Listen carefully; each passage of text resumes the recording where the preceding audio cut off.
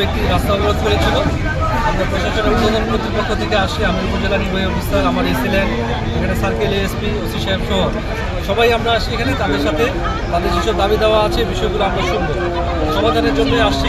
যে আশ্বাস দিয়েছি যে আমরা কথা বলে বসে সমাধান করে তারপরে এটার একটা ব্যবস্থা নিব, এই আশ্বাস দেওয়া হয়েছে। আমরা এখন বসে আলোচনা করব।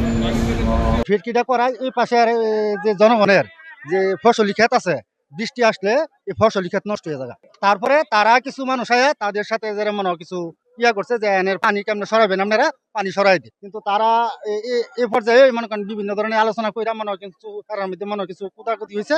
এটা কোম্পানি কিছু লোকের নামে মামলা দিছে। মামলা দেওয়ার পরে একটা ছেলে ধরে নিয়ে গেছে। আমরা যে সাধারণ কৃষক আছি, আমাদের কথা ছিল এখানে প্রজেক্ট করার পরে যে কোম্পানি যে পানিগুলি আমাদেরকে ড্রেন করে দেওয়া হইব। পানিগুলো যদি আমাদের কৃষি জমিনে না যা, সারা ড্রেনটা করে দেয় নাই। এখন এরা জমানো পানি আটকায়া সাইরা দেয় আমাদের জমিনের উপরে, একবার জমি তলায় জায়গা, আমরা আবাদ করতে পারি না, কৃষি জমি করতে পারি না। বিগত আওয়ামী লীগ সরকার থাকালীন শহীদে এ সম্পত্তি টাকা এখনো দেয় নাই। শহীদের ভাই সরোয়ারদির প্রভাব খাড়ায়া, ক্ষমতা খাড়ায়া এই প্রজেক্টটা লুটপাট করছে। শহীদে কিচ্ছু আসিল না, আজকে শতাশতি কোটি টাকা কোথায় থেকে পাইছি।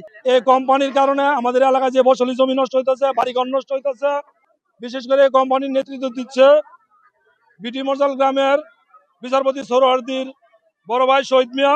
তার নেতৃত্বে এই এলাকায় জমি জমা ফ্যাক্টরির মালিক মোশারফ হোসেন, পিতা আওলাদ হোসেন, বনপুকুর সাভার 1340, উনি শহীদ মিয়ার নেতৃত্বে এই ফ্যাক্টরি অবৈধভাবে জমি জমা দখল নিচ্ছে সাধারণ কৃষকের। আর আজকের যে আন্দোলন, আমাদের শাহিন, আমাদের বাতিজা শাহিনকে, সে একজন প্রতিবন্ধী রোগী, একজন প্রতিবন্ধী মানুষ।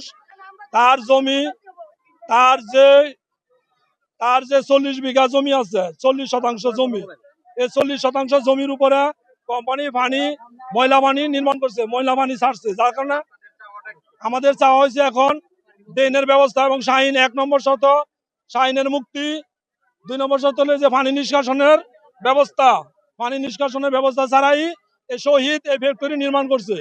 আর শহীদের নেতৃত্ব এখানে ফ্যাক্টরি হয়েছে এবং সাধারণ কৃষকের জমি জোরপূর্বক দখল হয়েছে। আর শহীদ হইল হাইকোর্টের বিচারপতি সরোয়ারদিনের বড় ভাই। তখনকার আমলে, আওয়ামী লীগের আমলে, তার ছোট বোন ছিল মরজাল ইউনিয়নের চেয়ারম্যান, তার বোন জামাই ছিল রায়পুরা উপজেলা সাধারণ সম্পাদক আওয়ামী লীগের।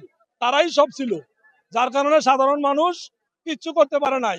আজকে সাধারণ মানুষ সচেতন। আজকে সাধারণ মানুষের দাবি তাদের জমি ন্যায্য মূল্য এবং পানি নিষ্কাশনের ব্যবস্থা এবং শাহিনকে মুক্তি চাই।